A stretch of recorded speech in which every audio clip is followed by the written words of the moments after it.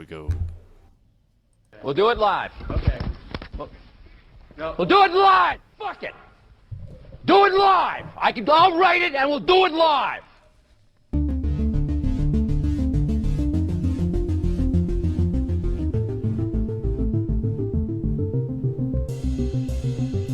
Hello, this is Dylan Moore and Nima Mahdjour of Irida TV coming to you. It is Boxing Day, December 26th, 2022. Coming to you from a country where we don't really typically even know what that is or care about it, but I did live in Europe for a short amount of time, and they stuffed me fitfully on Boxing Day, so I do remember that. Nima, did you guys ever celebrate Boxing Day in Germany? No. No? Actually, I never heard about that. What? Must be a Catholic thing then, because in Austria they're ostensibly Catholic, and I guess where you're from, the Protestant Reformation heretics took over long ago. Protestant, absolutely, yeah. Berlin is where I grew up, and you know, it's basically mostly Protestant. Or you mean, or is it mostly nihilist now? Yeah, well, I guess that's what Protestantism is. It's like a atheism factory. Protestantism, Catholicism. How many people did we just manage to offend? People into atheists. Now that you're suitably offended and pissed off, please listen to the rest of our sponsors. We don't have any sponsors. So we're kind of on this vein because we've been watching the last two shows. We've been going over, like, you know, is there a logical explanation for the existence of God and a overview of Gnosticism and kind of the occult influences of that. And so that's we're kind of on that vein. And leaping from that vein, I mentioned this last time, is I wanted to get into a subject that's near and dear to my heart, which is intellectual self-defense. I first stumbled across this term from the Peace Revolution podcast. I'm sure Nima had the same experience where I don't know, this was like 2010, 2011. Jan Irving from Gnostic Media Podcast, I guess it's Logos Media Podcast now, stumbled across this guy named Gene Odenning, who reintroduced the concept of the trivium into the internet sphere. And then for at least some sub-corner of nerds in the internet like us, we got really into this trivium thing. Yeah, so this is Tragedy and Hope, the with Richard Andrew Grove. I guess Grand Theft World is the new thing that they're doing, but he used to do a podcast called Peace Revolution Podcast. So the trivium really focused on, and just to be clear, we're not going to be doing the trivium today. I'm doing something completely different that you probably have never heard of. But the trivium focuses on, okay, what's the classical use of grammar and logic and rhetoric in figuring out basically a bullshit detector, or as the ruling elite prefer to use it, as a bullshit purveyor, right? I make sure that you can't think that way, so my rhetoric of bullshit, you're unable to parse what's going on, right? So that kind of led me down the path of intellectual self-defense and got me very interested in it. And over the years, I think I developed something, me personally. I think I developed something which is a incredibly useful tool, or I should say an incredibly useful symbolic map for identifying, which is the big thing that we're going to talk about today, and then B, what to do about it when you identify somebody trying to manipulate you. And I want to start this with a story that I've told Nima before, so please don't roll your eyes. It involves a situation when I was in Germany. Wasn't with a German dude, though. So I lived in Europe for like 2.5 years. I bought a one-way plane ticket. I left, and I lived in Austria and floated around Europe from there as kind of this quasi-misadventuring vagabond. And at some point, I joined this martial arts group for this Russian martial art called Sistema. And I was living in Vienna, and there was this big the head cheese of Sistema was coming to Augsburg, Germany, which is like a good 5-hour drive from Vienna, right? And so our Sistema group got in the car. Well, actually, I hitchhiked. They got in the car. I hitchhiked to Augsburg, which was a incredibly fun day. And they got in the car, and we went and we participated in a seminar. And the Friday that so the seminar was going to be over the weekend. The Friday, all these people from all over Europe. I mean, someone from Japan, someone from the United States came, because like this is the big cheese in this Sistema world, right? Doing the seminar, and we were at this. As stereotypical we can get, we went to a Russian sauna the Friday night before we started, where they where you whack each other with the bundles of leaves and stuff, and they had food there, so you could order Russian food afterwards, and so all these people start congregating, right? And as the misadventuring vagabond that I was, I didn't really have a lot of money, and I didn't really have a lot of clothes, and so I had this T-shirt on that I had made while I had lived in Vermont. We had a T-shirt press in the basement, and it said "Fluoride kills" on it. Now, most people listening to this are probably familiar with the fluoride argument, and you probably lean in the same direction that we do on it. However, in Europe, it's kind of an empty political statement, because I think other than like Ireland and certain parts of the UK, they don't fluoridate. Thank God. Right, but I'm broke, and it's the clothes I had, so that's what I'm wearing. So our friends from Vienna, my friends from Vienna, we're all sitting around this table. We order food, and then this guy walks over. Never seen him. He's sitting at the other table and introduces himself. And then he said, "Yeah, I'm from the Ukraine." His English was impeccable. "I'm from the Ukraine, and I want to ask you about your shirt." And my food had just arrived, and I'm really freaking hungry. And I'm like, I really don't want to talk about this right now, but I am wearing the shirt. So it seems silly for me to wear the shirt and not talk about it, because that was the whole point of the fucking shirt, is to get people to talk about it, right? So I say, okay, fine. So he sits down like right next to me, right here. And he goes, "So tell me about your shirt." Now, I've got a degree in chemistry, right? And I have read a little bit, including a few books about the history of fluoridation and what exactly it does. And I'm like, do you want the long version or the short version? Because I can go for 5 minutes, or I can go for an hour. How much patience do you have? And he goes, "Oh, just tell me. And I thought, okay, that's kind of weird. I asked him a very specific question, and he doesn't seem to care how much time he's going to spend here. And I said, seriously, do you want the long version or the short version? He goes, "Oh, just tell me. And so, okay. So I jump into this thing about the history of fluoride, or I don't remember what point I started from, but the important part is he let me get about 3 sentences in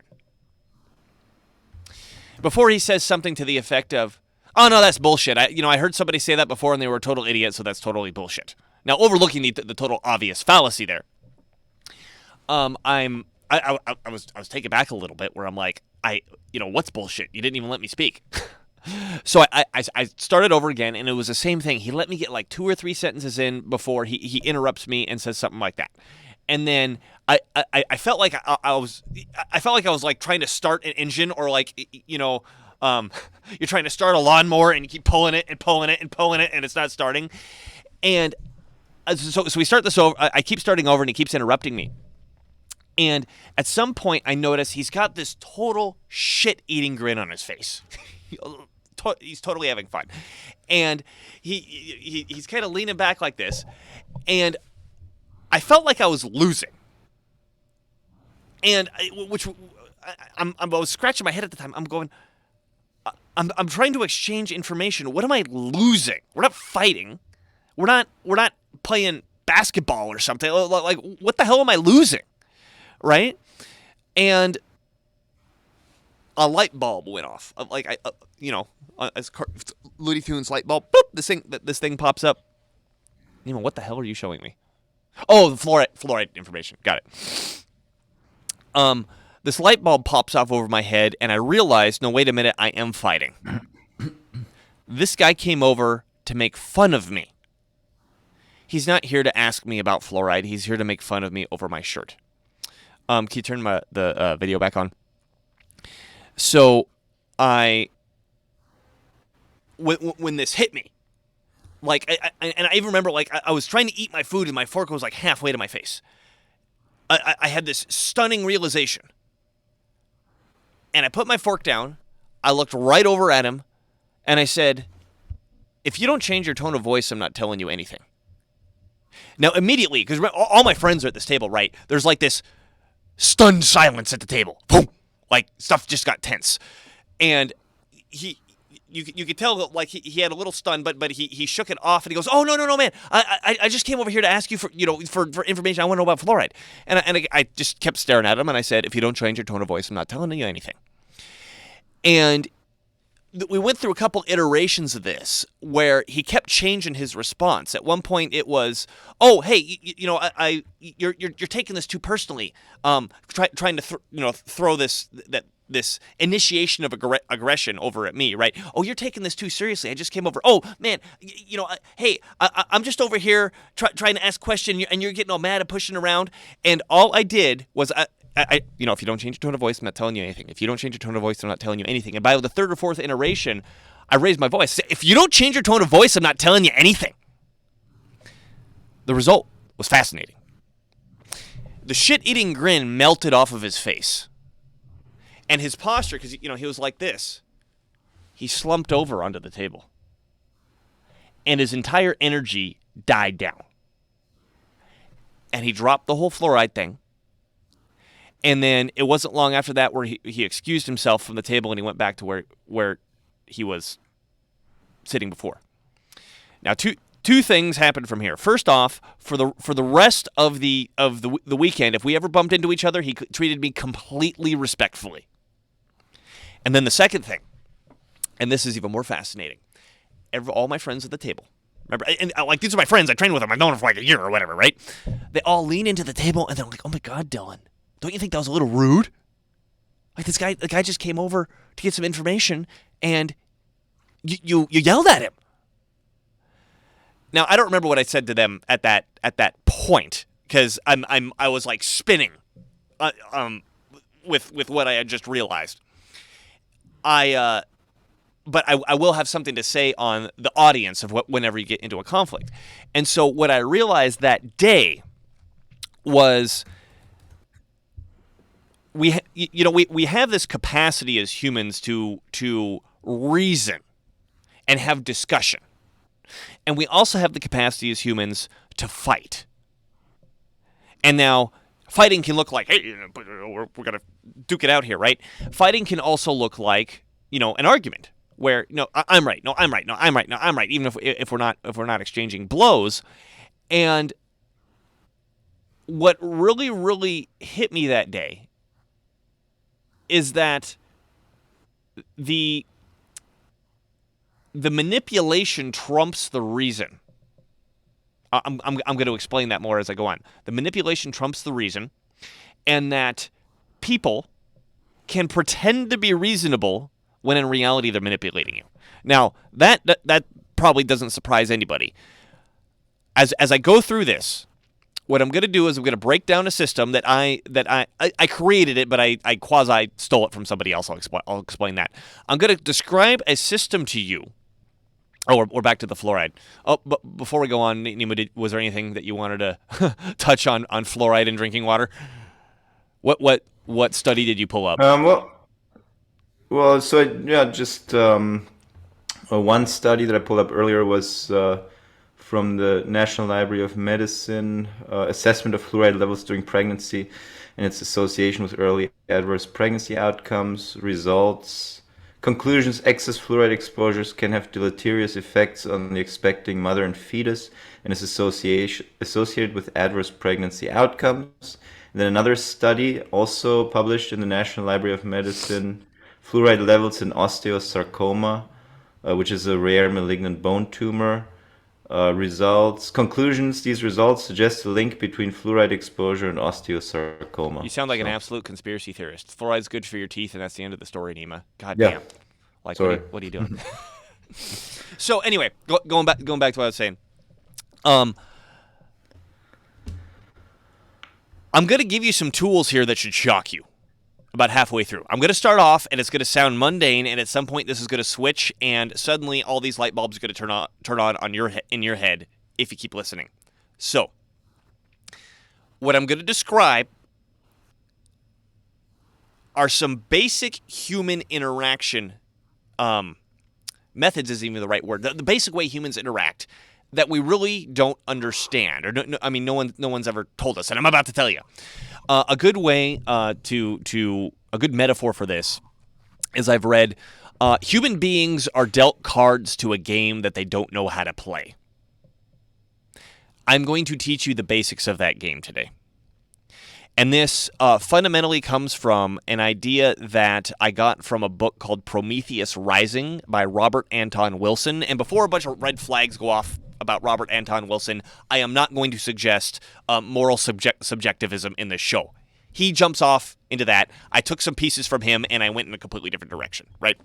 So this book, Prometheus Rising, goes over these 8, I'm going to talk about 4 today, these 8 different, he calls them circuits, that human beings are able to access. And the first 4, everybody gets access to, and the second 4 are more occult and mystical. I'm not talking about those that for the sake of this conversation. I'm not even going there. But the whole idea behind the book is how do you access your own circuits so you become less of a slave to the deterministic forces that make you up. For example, your genetics or your epigenetics or your conditioning and all this sort of stuff. How do you work in and affect your conditioning? And the book even shows this robot, that this is the front page of the book, this robot fallen over and cracked open, and this spirit-looking man coming out. Basically, you're trying to destroy the robotic aspect of yourself and let the free will out, right? That's the point of the book. I took this in a completely different direction. However, I am going to use a lot of the language that he either develops or steals from whoever he stole it from. Yeah, there's the front page of Prometheus Rising. So we are very easily manipulated because there's some basics that we don't understand about ourselves. And when we talk about the circuits of our own behavior, this is something that, we talked about Plato in the last show. Plato observes this in his Republic, and I'll allude to that as I go on. So I'm going to be breaking down how we access these 4 circuits and what they do and how we interact with each other with them. So the first circuit that we're born with, that all animal life has, we can call the biological survival circuit. In fact, I think that's even what Robert Anton Wilson calls it, where we have an instinctual urge to survive, and the dimension on which we utilize this instinct is spatial. We could go towards stuff or we could run away from it, right? We could approach or we could retreat. And an easy way to think about this is, imagine like a lion chasing a zebra, right? The lion is having a primal urge, I'm hungry, so it approaches the zebra, and the zebra has a primal urge of, I don't want to be eaten, so it runs away, right? Or, think of a baby, like, I'm hungry, I can't go there, but I can scream and make the mama come to me. I'm a single-celled life form, and I either need the sun or I don't need the sun, so I use my little flagella to move toward the sun, or use a little flagella to get away from the sun, right?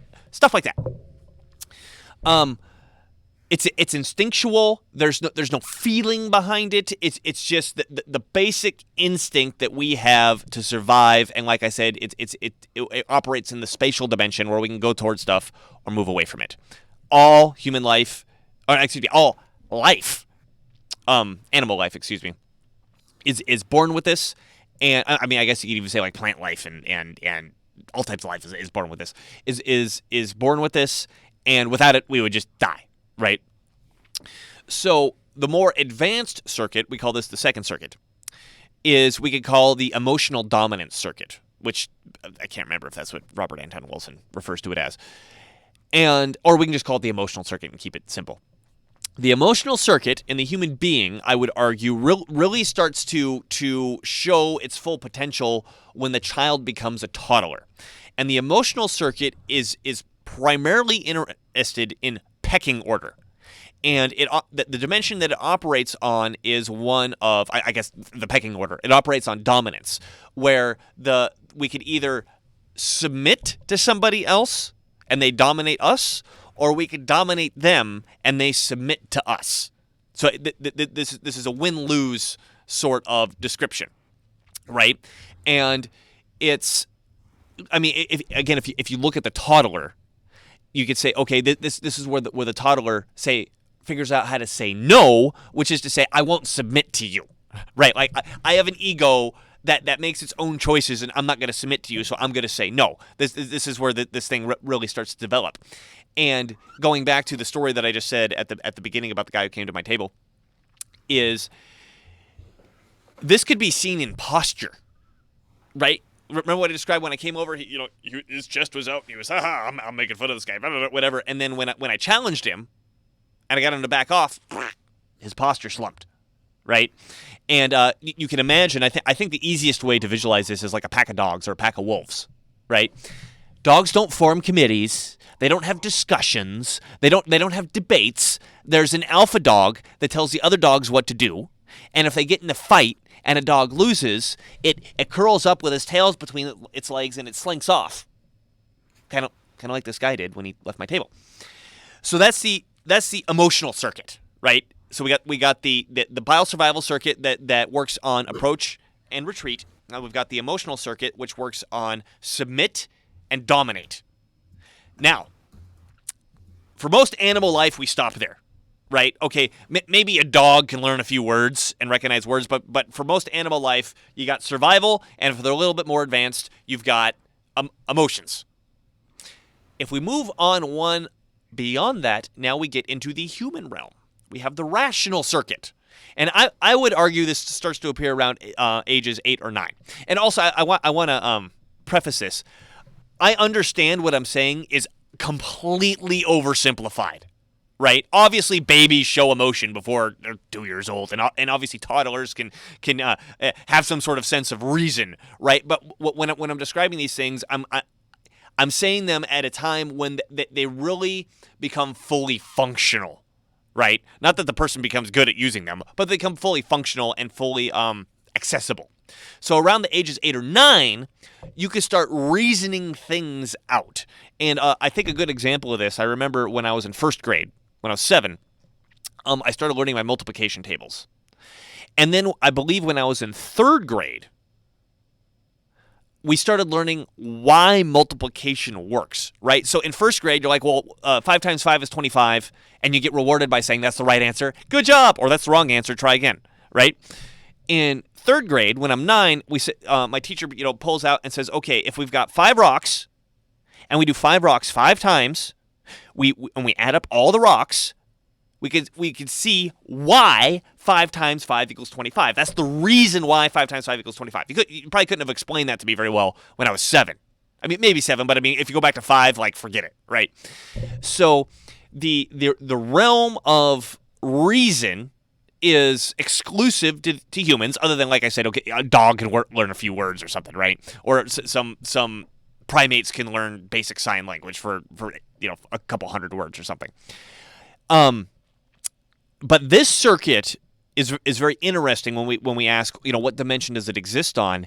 And it really exists on any number of dimensions, because the circuit is so semantic, we can actually create and destroy dimensions as part of our discussion. And this is the circuit where we finally see the realm of logic, right? And I'm not going to take the time to go, this isn't a logic course, right?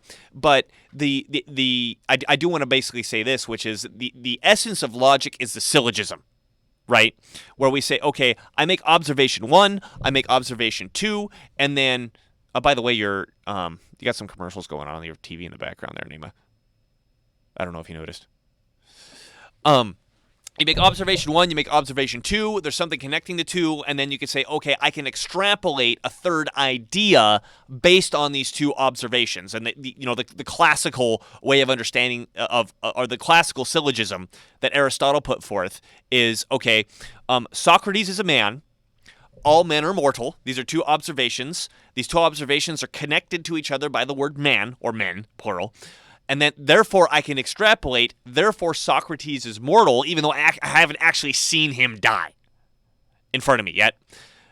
So, that's why they call, this is why the term rational animal has, through history, been applied to describe humans, because we're able to create ratio, like there's a ratio of the terms that I just said with that syllogism, in order to, proof calculus, yeah boy, logic, okay, there we go.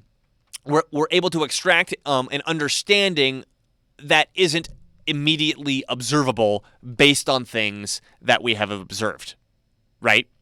Now, this is where I'm really leaping from Prometheus Rising and Robert Anton Wilson, because he seems to take this down a track of how everything gets subjective, because we could just invent whatever words we want and whatever dimensions we want and create and destroy them at will. Therefore, things are really subjective. I am not doing that at all, right? I'm saying I'm arguing that things are objective. It gets, words are hard, words are tricky, but things still are objective. Now, in the semantic world, in the rational world, we can actually create win-win situations. This is opposed to the emotional circuit where there's win-lose situations. In the rational world, we could have a discussion. I could say, hey, Nima, you and I are having a conflict. Let's discuss this and figure out what you want, figure out what I want, and maybe we could come together where both of us both get what we want. So we can have win-win discussions on the rational circuit. Now, there's one more circuit I want to get to, which is the fourth circuit, and I would simply call it the moral circuit. I think Robert Anton Wilson refers to this as like the sexual taboo circuit or something like that. And again, he takes this down this road of moral subjectivity, where he basically says, at the age of puberty, we start to be able to understand, or not. I understand's not the right word. Conceptualize right or wrong, and the society uses this time to imprint, how they're going to understand right or wrong, and it's completely wrapped up around sex and reproduction, because the way your society goes depends on how you control reproduction of the next generation. And what I want to point out with this is that around the age of puberty, because the person has their sexual functioning awakened, for lack of a better term, they are able to now conceptualize right and wrong. And now I'm not saying we objectively know what right and wrong is just because we can conceptualize it, but we can conceptualize it. And so this is a moral dimension that it works on, where we can say, okay, things are right or things are wrong. So we've got these four circuits that I've just described. And I'm referring to Robert Anton Wilson. This stuff is old. Plato recognizes these in the Republic, right? Where he looks at three things where and I forgot the terms that these get translated into English, but basically you have your instinctual aspect of yourself, you have the passionate aspect of yourself, and you have the reasonable aspect of yourself. And when you read the book, you can see he kind of wraps the moral and reasonable into the same circuit, where he says stuff like, the rational man makes his appropriate sacrifices to the gods, right? He wraps it up, but it's very clearly along the same lines of what I just described. Now, what I just said is probably, maybe you haven't thought about it explicitly, but even if you haven't, you're like, yeah, that makes sense, and I'm not really surprised, and that's not really shocking to me. So I want to say, get two rules to apply to this map that I drew out. If I'm correct, the first rule shouldn't shock you. The second rule is going to change things, and that's where the discussion can come from. So the first rule is, and remember I said we're dealt cards to a game that we don't know how to play? Okay, I just described to you the game board. Now I'm going to start describe to you how the basic moves work. The first rule is that in order for us to communicate with each other, we have to be on the same circuit. What do I mean by that? If I'm attempting to have a rational conversation with Nima, and he's running away from me, we're obviously not having a rational conversation. If Nima is screaming at me, and I'm trying to make a moral critique of what he did with his knight last night, we're not having a moral discussion. There's a screaming match. That shouldn't shock you. Here's the shocker. So first, we have to be on the same circuit in order to interact with each other. The second rule is that the lower circuit sets the interaction. We're now about ready to talk about manipulation. What do I mean by that? The lower circuit sets the interaction. So let's bring up the examples that I just gave of different circuits. If I'm trying to have a rational conversation with Nima and he's running away from me, what sort of interaction are we having? We're having a first circuit interaction. It doesn't matter if I'm trying to have a rational conversation. Nima is making it a first circuit interaction by engaging in first circuit behavior. If Nima's screaming at me and I'm trying to have a moral critique on the fourth circuit, we are having a second circuit interaction because Nima is setting the tone by dropping his circuit, and the fact that I'm trying to have discuss moral conundrums is irrelevant. Sorry, I forgot to turn my phone on mute. The fact that I'm trying to have a moral discussion is irrelevant. Now, again, this might not seem too new to you until I bring up the nuance between Circuit 2 and Circuit 3. So, if Nima's screaming at me, we're obviously having a fight, an emotional fight. It's clear, it's obvious to anyone who's seeing it. However, when we talk about the rules of the Third Circuit, because I said, okay, Third Circuit is the realm of logic. I will step even one step further to say the Third Circuit is governed by the rules of logic, right? So if the basic building block of logic is the syllogism, as I described before, if we're not utilizing syllogisms, and I don't mean to say that everything we have to just connect one syllogism after each other to have a discussion. We never have time to do that. But everything that we discuss, in order to be logically consistent, must be able to be broken down in syllogism form, right? So if the syllogism and the usage of proper logic is required in order to engage on the Third Circuit, what that means is if we're not using proper logic, by definition, it can't be the Third Circuit. And if it's not the Third Circuit, there's only one place for it to go, which is down to the Second Circuit. And there's a art form, if we can use that term tongue-in-cheek, called sophistry. And sophistry, I would argue, is the art form of appearing to be logical or appearing to be moral, when in reality, you're attempting to dominate the other person. I'm going to say that again. You're appearing to be logical, but in reality, you're dominating the other person. This is manipulation. I would define this as manipulation. And thank you for bringing up sophist on Wikipedia there. I think it's worth pointing this out. The story of sophistry, because ironically, in ancient Greek, or probably even modern Greek, the word Sophia means wisdom. And during the time of Socrates, there were these guys who called themselves the sophists because they were very wise. And the story goes that Socrates went to these guys one by one and figured out they were a bunch of idiots. And therefore, the term sophist colloquially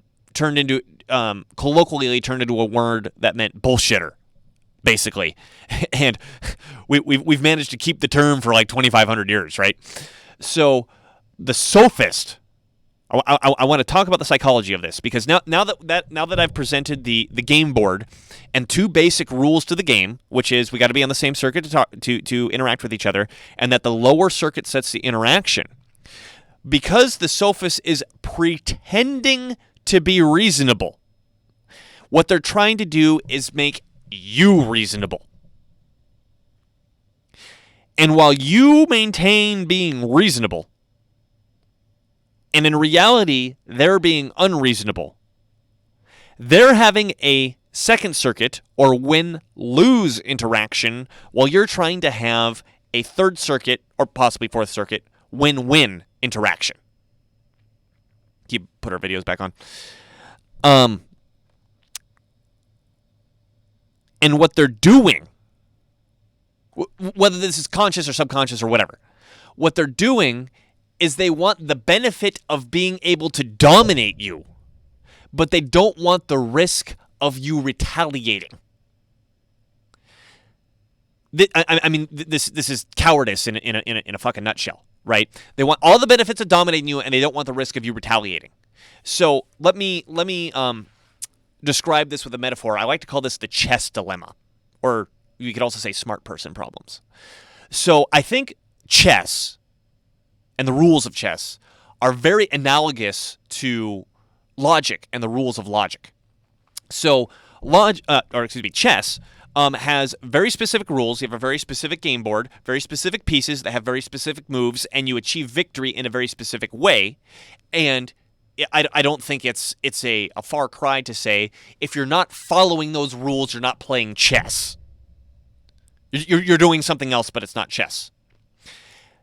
Similarly to logic, if you're not following the rules of logic, even if you're almost following it, you're not doing logic. You're doing something else. You're doing manipulation, like I'm arguing here. And so, if you're playing chess with somebody, if Nima and I are playing chess, and he's following the rules, and I start making stuff up, you know, this knight in this situation, instead of going 2 in one direction and 1 in the other, and actually goes 3 in one direction and 1 in the other. And I'm sorry that you were stupid and you don't understand that the more arcane rules of chess, but that's the actual rule, and I get to use that to take your queen in this case. Now, Nima has 2 options here, right? He could be like, I understand the rules of chess, and that's not one of them. No, I'm not letting you do that. Or, this is what most people do. They go, oh man, this guy's really good at chess. I really need to bring my chess game and really focus on making sure that I have all my energy to making that I play this chess game following all the rules properly. This is what most people do when they encounter a sophist. The person comes up to them manipulating them. And by the way, the traditional way to identify this is by understanding logical fallacies, which I'm not knocking.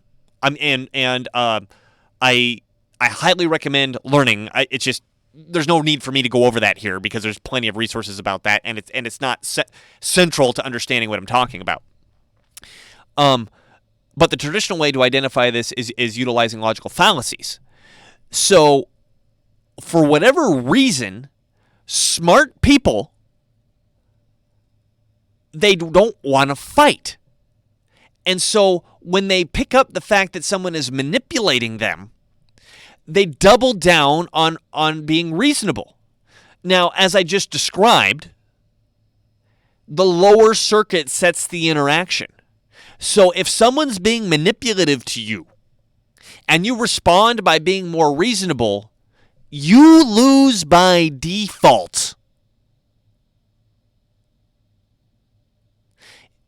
If we go back to the chess example that I just described with Nima, and he's playing chess and I'm cheating, if he continues trying to play chess, he's not winning at chess, he's losing at whatever game that I'm playing. By default, because he's not even addressing it. And so if we go back to the story that I started this out with the guy coming over to my table, what did he do? He was pretending to have a rational discussion, but in reality, he was making fun of me, which, of course, is a form of domination. And what did he do when I called him out? This fascinates me.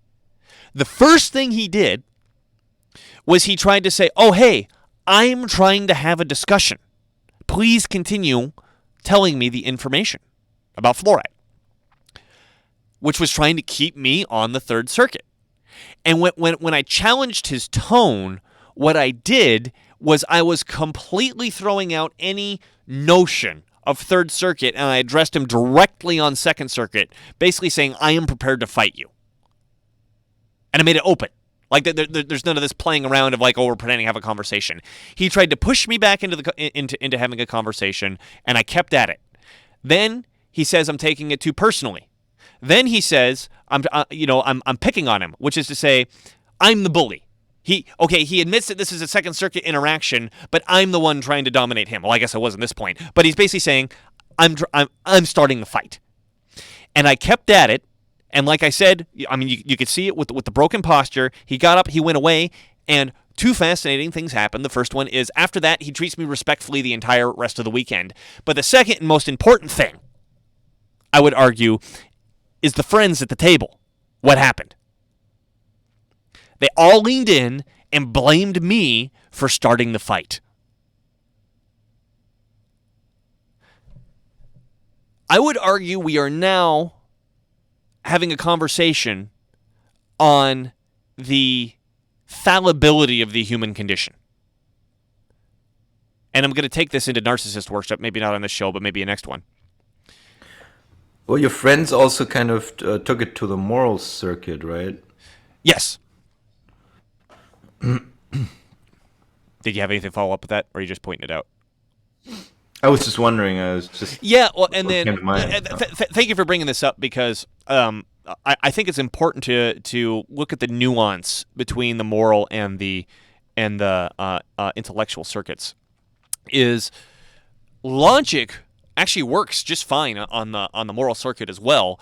The only difference is in the third circuit you're talking about is. In the moral circuit you're talking about should. And I'm not here to talk about how you get to an is from a should. That's someone else can have that conversation. I'm just recognizing that they're there. And so, for the sake of what I'm talking about, we could be having a Fourth Circuit discussion or a Third Circuit discussion. But the Second Circuit sophistry bullshit does the same thing to either one.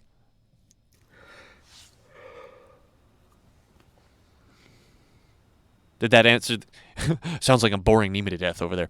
Did that address what you were thinking of? Sorry, did my explanation address your curiosity of looking at the fact that the friends around the table seem to be having a Fourth Circuit reaction instead of a Third Circuit reaction?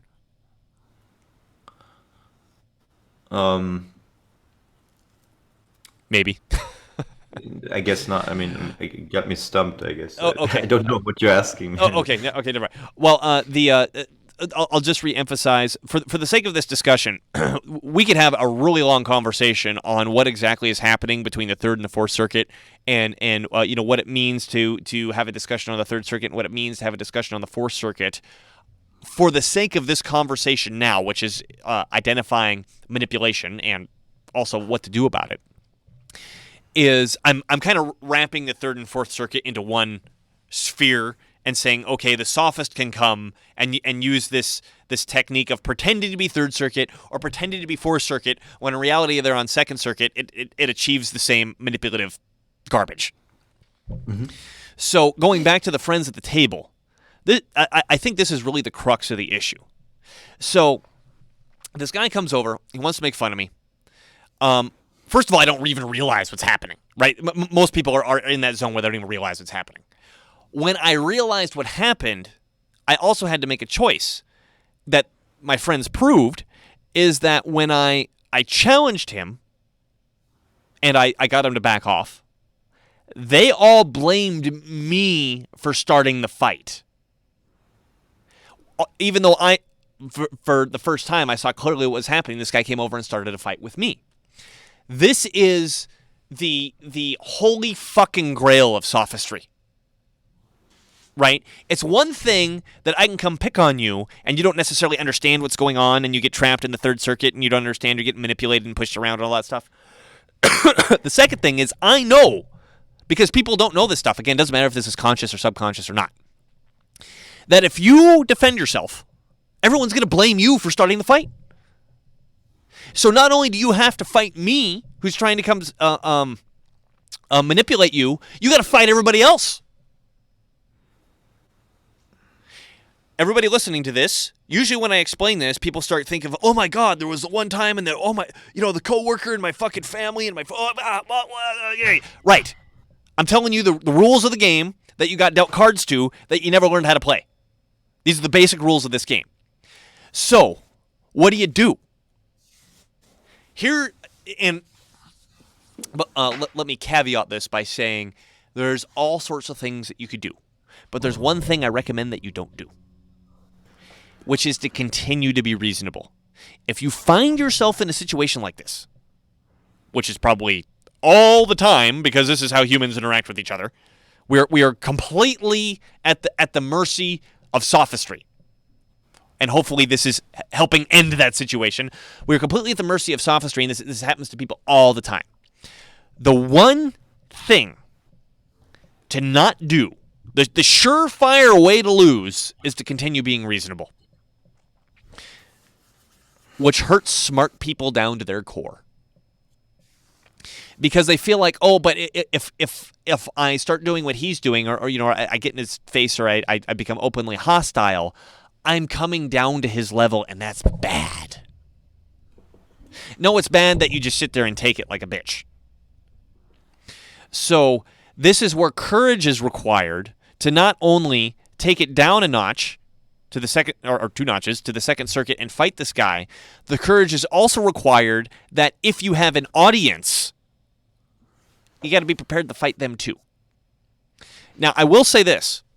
This is another fascinating observation that I've found, because most people don't understand this difference between, we'll say, the dominance zone, or the emotional conflict zone, and the rational zone, and that the fact that the emotional dominance zone trumps the rational zone.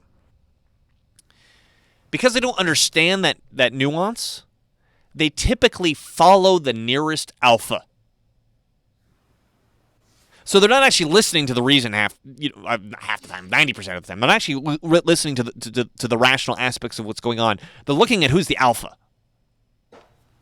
And if you back off, and you slump over and you keep being, keep trying to play chess and you lose, well, you're clearly not the alpha. And what I found is that, okay, if I got an audience, somebody comes to me, I growl at them, they back off, and then the audience tries to take me on. I go, and I growl at the audience too, and they all back off. And what happens then is you become the alpha. You gain the status, right? I mean, it's so stupid that it works like this. It's so frustrating that it works like this, but this is the way it works. And I want to tell this to people, because if you're smart and you've got smart person problems and you keep engaging in the chess dilemma, nobody wants to listen to you because you just lose all the time. Yeah. This kind of also illustrates the clown world paradigm, I think, to an extent. Because at this point, the people who've been reading the globalist, elitist books, and who've been predicting what's going to come down the road, and who have empirical observations, etc., they have done so much work and so much intellectual circuit work that at this point they don't find it fruitful necessarily to engage in this kind of in this intellectual circuit anymore, and find it much more effective to just make fun of the mainstream. So which is, I guess, an emotional, taking it down to the emotional circuit level, which is great. It's like, finally, which is where they operate. It's finally, which is where they yes, yeah, this is where they operate all the time. They never give us intellectual arguments. They always manipulate emotionally, and they actually emotionally manipulate physically if need be. Well, and they pretend to be intellectual, right? On the news, well, we'll have a debate. Be more than So I just wanted to run through this here, the 4 circuits, with an example of the stabbies, for example. Oh yeah. The panaceas of God. Yes, I think we all know what we're talking about. Gene therapy injections, a campaign that was launched in 2021 because of an emotional scare that was kicked off in 2020. But basically, if I want to look at this from an emotional circuit perspective, they pretend to be on the moral circuit. You have to do this because it's the right thing to stop the spread of this terrible disease, and who are you to not do that? And then if you challenge that with give me evidence, then they will pretend to go to the intellectual circuit. Look, here's studies. Here's 27 doctors who all agree with us that we've handpicked. Here's a signed letter by 30 doctors, or here's Pfizer study, here's Moderna study. Here are studies that are conducted by completely selfless paragons of virtue who've concluded that this thing is 95% effective. Okay, so there's a number, 95%. It sounds convincing, sounds good. So who are you to question us? And then you come back with, well, these numbers don't make any sense because of X, Y, and Z, and here's other numbers that prove your numbers wrong. So how about that? At that point, they will go, okay, so we tried pretending logic, it didn't work on you, so now we're going to get emotional on you. Now we're going to show you, oh, look at this dying grandma who on her deathbed talks about how she wishes she would have taken the vaccine. They actually literally came out with several articles like that, 3 people on their deathbeds, and the ultimate thing they thought of was, I wish I would have taken the vaccine. And they were all, they had all kinds of co-conditions, etc. Yep. And then you say, well, I'm not impressed by your emotional attacks. And then they will go, all right, okay, the moral bullshit didn't work, the intellectual bullshit. Yeah. So now we're just going to force you to take this damn shot. And if you don't, we'll kick you. We'll fire you. We'll fire you shut from your your business job. down. Yeah. We'll shut you out of grocery stores. We won't let you go to the gym. I mean, there's several countries where they actually did those kinds of things. So it's almost like kind of, if one circuit doesn't work, you fall back on the next one and the next one and the next one until you're down to brute force, basically. Yeah. Well, and then also to emphasize what I was saying, there never was a fourth or third circuit. They're pretending fourth and third circuit, right? The whole thing set up to look like fourth and third circuit, but the reality is we need to dominate you into doing what we say, right? Yeah. So, what I'm suggesting here, because hopefully you listening to this, like I said, at first you're like, okay, where's this guy going? And then hopefully there was a point where you're like, whoa, wait a minute. I never thought about it this way. Is that what I want to do with this map, and this is how I use it, is I want to speed up my ability to recognize when I'm getting manipulated. And I have my own special nomenclature for this that I use for myself, if you choose to use it. I call it the 3-2 slip, where you think you're having a third circuit or fourth circuit conversation, but then you realize, ooh, there's some manipulation going on here. What I'm suggesting is the second you realize what that's happening, you stop pretending to have a rational conversation. Now, I do need to say this with a caveat, right? Right now, I've just been describing the board, and I've been describing the rules. Now we're kind of getting into, okay, here's some strategies how to play the game. And I want to emphasize, kind of like martial arts, there's no way that I could sit here and talk to you and tell you what to do and have you learn anything practically useful without you going out and figuring it out yourself. And furthermore, there's no like, this is the way to do it. Like there's a million different martial arts. People are figuring out new shit all the time. I mean, whether you look at UFC or boxing or whatever, people are figuring stuff out all the time. There's various different ways to approach this sort of stuff, and I do want to emphasize I do have my own way of approaching this, and I tend to be a little more forceful and a little more in people's faces, but just because I'm doing it that way doesn't mean you have to do it that way. So that said, when I recognize it, Dylan is saying that if you practice this intellectual toe lock, it'll be a completely new method that your opponents aren't used to. Correct. We're used to maybe takedowns and standard. No, what they're used to is you just fucking standing there and getting pummeled in the face. Oh yeah. Oh yeah. That chest move made sense. I'll try this. King's Gambit. Oh, okay, that didn't work. Well, maybe I should most people just stand there and take it. So, when you recognize that this is happening, and there's going to be further shows because I have more symbolic maps to help you recognize that this is happening. When you recognize that this is happening, you've got a choice to make. Now, there is an instance where you should continue to pretending to be reasonable. I mean, for example, let's say somebody's got a gun pointed to your head and they're giving you sophist bullshit. And if you don't pretend to be reasonable, they're going to shoot you in the head. Yeah, go ahead and continue pretending to be reasonable, right? You got a First Circuit problem pointed to your head. The entirety of this discussion actually revolves around the fact that we live in a civilized society where we're not like actively shooting each other for the most part if we disagree with each other, right? For the most part, you're not going to get smacked in the face if you're in a disagreement because we live in this civilized society. So this operates on the idea that, okay, if I go into the Second Circuit, we're not going to have a First Circuit problem. Although I would, another conversation that we can have is you if you're prepared to have that, to deal with that, you'll get a lot better at this too. So when I recognize that a 3-2 slip, as I like to term it, has happened, I drop the pretense immediately. And I'm pretty sure, an audience who doesn't recognize this, I mean, it looks like I'm bipolar when I do this. Because I recognize what happened and they didn't. And so, personally, I don't have a lot of time for it, and what I like to do is give the person one warning. Like, hey, I realize we're having a fight here. You can either drop the bullshit or I'm going to fight back. Typically, they don't recognize that I just did that, so they keep pushing, and then I bare my teeth, and I go, oh, man, I'm just trying to have a conversation. Yeah, that's what I thought. But the faster you could speed this up, the faster you could deal with it.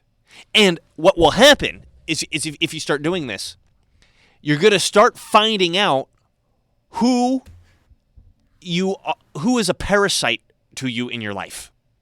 So this was fascinating for me too. So I'm out in Europe, and I figured this stuff out, and I'm able to figure this stuff out because I'm listening to the Trivium, I'm reading Robert Anton Wilson's Prometheus Rising, and I'm putting these ideas together. And like I said, that night at the sauna with the guy who came to my table, the light bulb went off, and I was able to put all this stuff together. As you start to apply this, when I came home, I left Washington State. I didn't come back for almost 4 years. And when I came home, this was so fascinating. I had the naive assumption, because I had all this growth and I had all these amazing experiences and I learned all these new things. I figured everybody else had learned and grew and become better people while I was gone. Man, was I dumb. That totally didn't happen at all. And so what I found was the people who had manipulated me in the past, it was like them trying to put me straight back into the box where I had come out of. And I was like, no, I'm not interested in this in the least a little bit, no. And I did the same thing. What I just described was like, okay, if you want to fight with me, let's go. I'll bare my teeth at you, and I'll fight. 2 things happened. One was a group of people that went, okay, this guy that I know is doing something different. Let me learn and adjust. The second group of people pushed it harder. Like, I'm not going to back off of the manipulation. I'm going to push it and push it and push it and push it. And what I found out was, oh, look at the people that I don't need in my life anymore. This, again, these are the basic cards. I mean, these are the basic rules to the game that you got dealt cards to that you don't know how to play. And when you learn these rules and you start playing it, suddenly you're going to find out who's taking advantage of you. I mean, at least in your immediate sphere. I mean, we can apply this societally and it gets more complicated, but at least in your immediate sphere, you can very quickly start to figure out who is trying to take advantage of you and who is not interested in the slightest bit of having an equal relationship with you. They need you to be submissive. And I mean, family members are usually the ones that won't back off. I got a lot of family members I don't talk to anymore. I am completely disinterested in talking to them because no matter how clearly I made it, I am not putting up with this. I mean, as soon as they thought, oh, God, I could try it again over here. He's not paying attention. Bam, they were on it. I just don't need that. I am completely disinterested in having that. So, again, as a society, you in your life, listening to this, again, usually when I start talking about this, people start thinking of these 400 different examples that they could just think of off the top of their head of how they get manipulated with this sort of stuff. Is that when you recognize, I mean, these are your coworkers. This is a boss. This is a family member. This is a friend. This is a whatever. You can start getting control of yourself and stop being a host to other parasites. And again, my whole thing is speed, because let's go back to the basic idea of this. I'm calling this intellectual self-defense, and I came to this route originally from learning the trivium, which is to say, okay, grammar, logic, and rhetoric, and for the moment we just call it logic for simplicity's sake. One of the things I recognize with learning the trivium and learning the logical fallacies is, so what?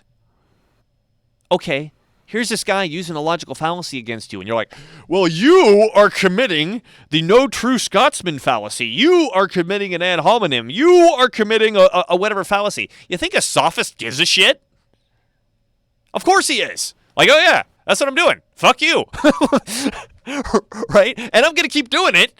And I don't care that you pointed it out. And a good sophist will be able to spin it and throw it back at you. And particularly a narcissist won't work on them at all. I mean, you'll just throw yourself into a fucking abyss if you try that on a narcissist. So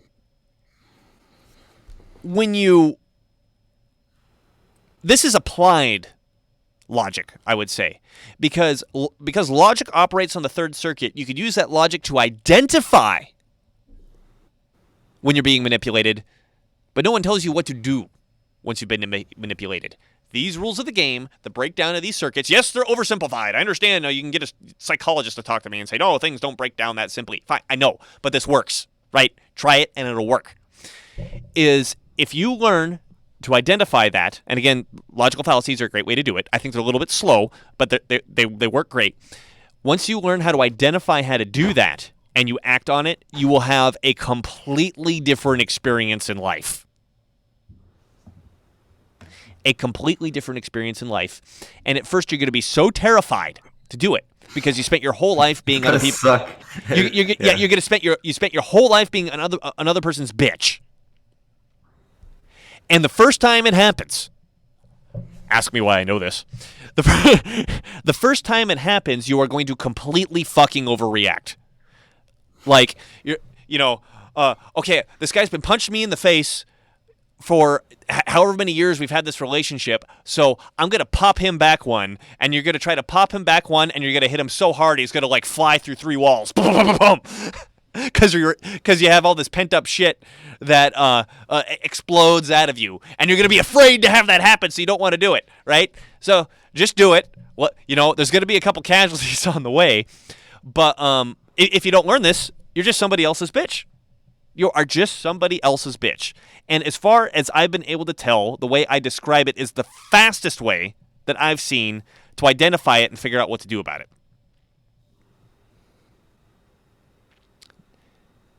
Nima, if I keep talking, I'm gonna be moving on to the next stages of Dylan's intellectual self-defense symbolism, symbolic maps. So I think for the sake of today, I want to leave it there. Did you have any questions, comments, or jokes on this level of stuff? I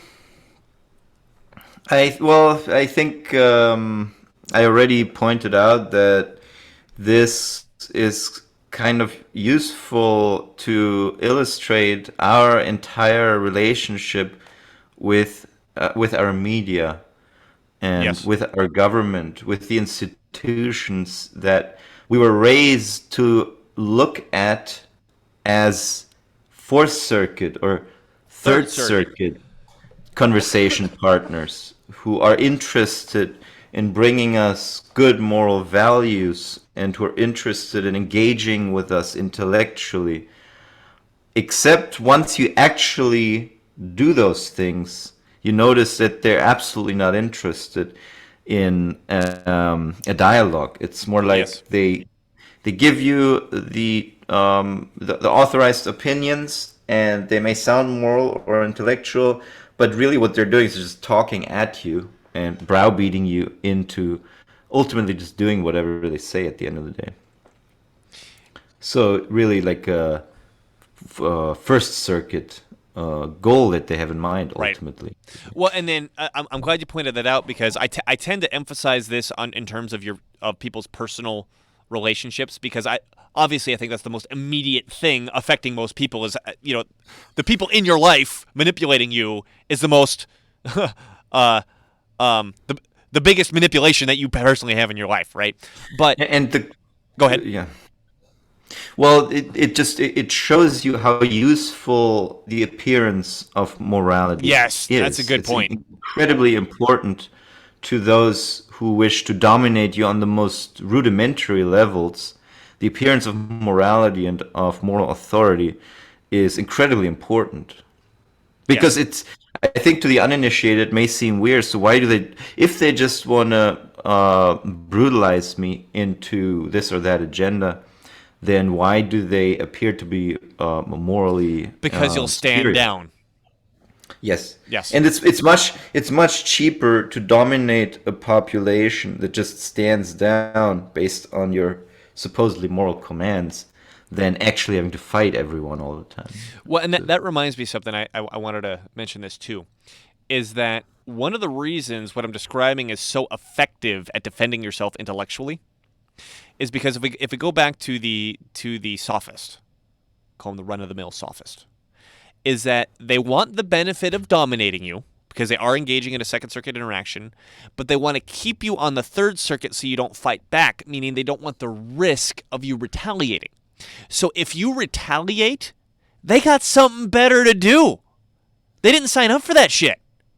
I mean, think about it. If you had a, in quotes, courageous bully, I know no bully is ultimately courageous, but there is a difference between the sophist who can't handle a fight and the guy who's willing to come up to you and push you and be like, hey, fuck you, I think your face is ugly, right?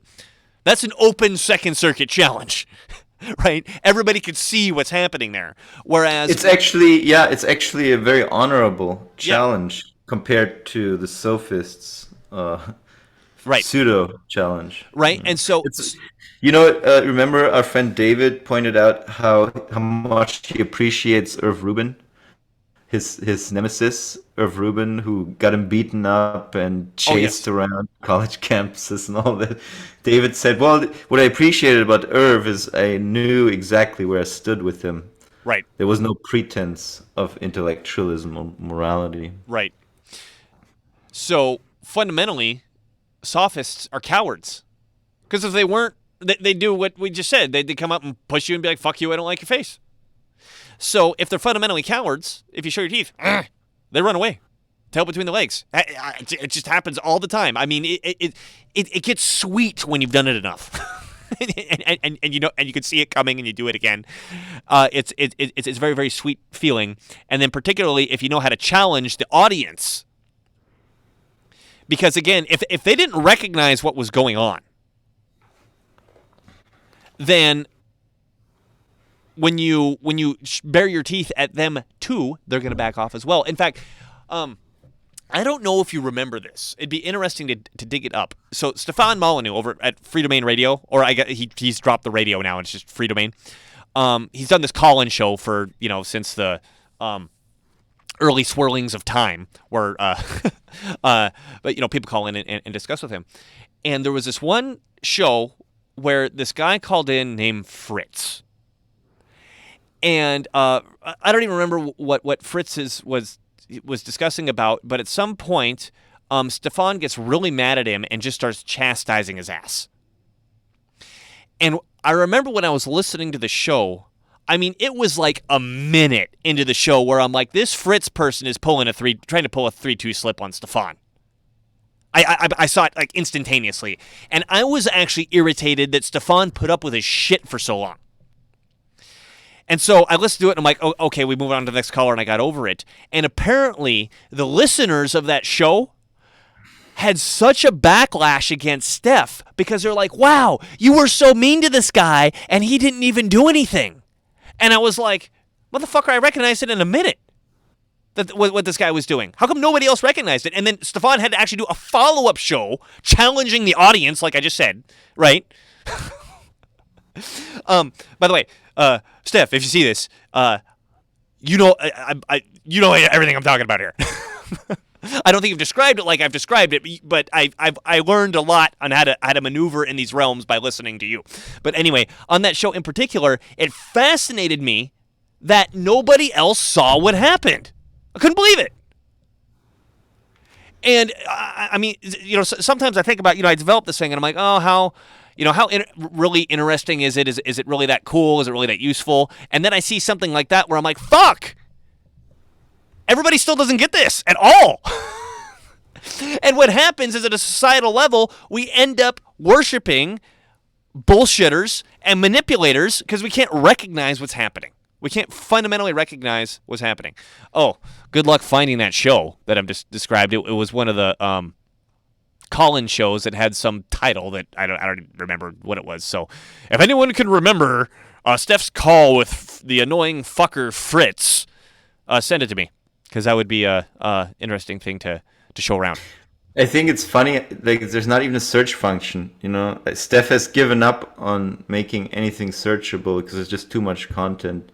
Well, I think particularly after he lost. Probably is one. No. Here's the search function right here, right there. Scroll down. Where? Go down. See right there. There's a search function right there. You can search inside that little play thingy. At least you used to be able to. Maybe I'm a liar. Maybe I'm a liar. Well, where do you see it? I remember once upon a time searching through shows with that thing. I mean, apparently you can't anymore. There must be one somewhere. It's just like not very easy to. See. Well, and especially after he got kicked off of YouTube and he lost all his stuff, I think that it was difficult to they had to go back and find everything and reload it or re-upload it. Which is why we don't rely on YouTube. But at a societal level, people don't get this at all. And when they don't get it, again, when a fight happens, even people who are listening to someone like Stefan Molyneux on a regular basis don't see it happen, and they blame Steph for starting a fight. When I saw what was happening, I mean, it was like 60 seconds. I figured out what was up with Fritz. Like, Stefan, please flip this guy on his ass and pin him and move on to the next caller. I'm sick of this guy. They didn't recognize it. So because I'm not even saying as a society, as a species, we don't recognize this, of course we're going to keep getting the same manipulative outcomes and control freak outcomes in society. Of course, we're going to keep getting the same thing, and until we recognize it, I don't think we can fundamentally change. But this even goes back to what we were saying. It was either the last show or the one before, when we were talking about free will, and we were talking about our Illuminati overlords who see us as robotic automatons that don't have any free will, and we just respond to stimuli, and people like Charles Merriam come up with psychological. What's the word I want? Subgroups called behavioralism that says, okay, we can understand behavior of human beings by just seeing how they react to stimuli. Well, that's true if you don't understand how to utilize your upper circuits, and this is I'll give Robert Anton Wilson some credit here again for the cover of that book, which is a robot that's broken and fallen over and cracked out a quasi-spiritual human being floats out of it, right? Yeah, I mean, it reminds me a little bit of the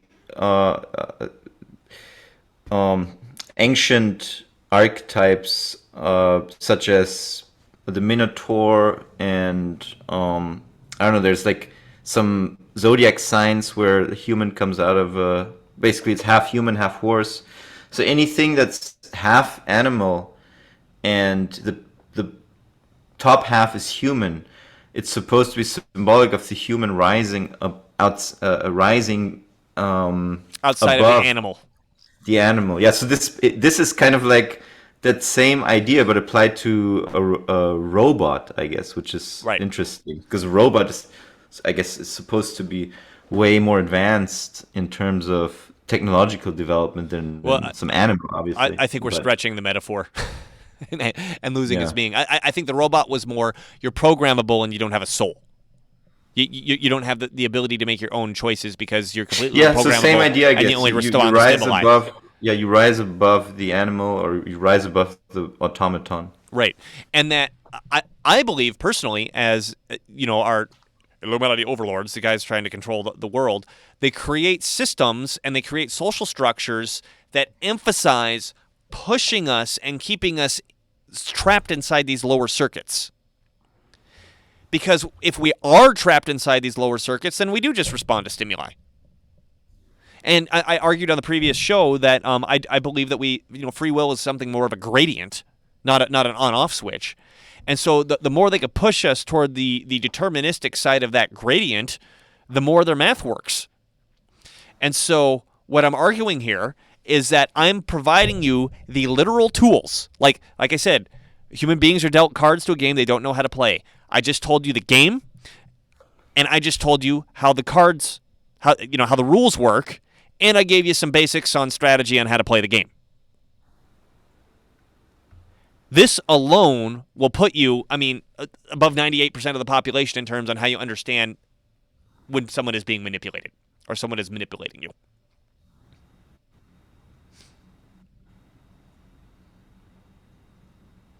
And I don't know how to keep going without going into the next steps, because actually let me foreshadow what I'd like to talk about next. Not on this show, but the next one is that I do believe you mentioned archetypes. I do believe that there are some psychological archetypes where they interact with these circuits on this game board so differently from you that you don't understand what they're doing, and you really lose against them because they're playing a completely different strategy than you are. And we'll foreshadow this. It's like, okay, we talked about the sophist, but what if we talk about a narcissist, right? Does the strategy that I just suggested work on a narcissist? Heads up, no, it doesn't. But what do you do against someone like a narcissist? We'll save. I'll save that for the next round. But Nima, if you didn't have any other comments on it, I wanna stop what I said. Stop what I said here.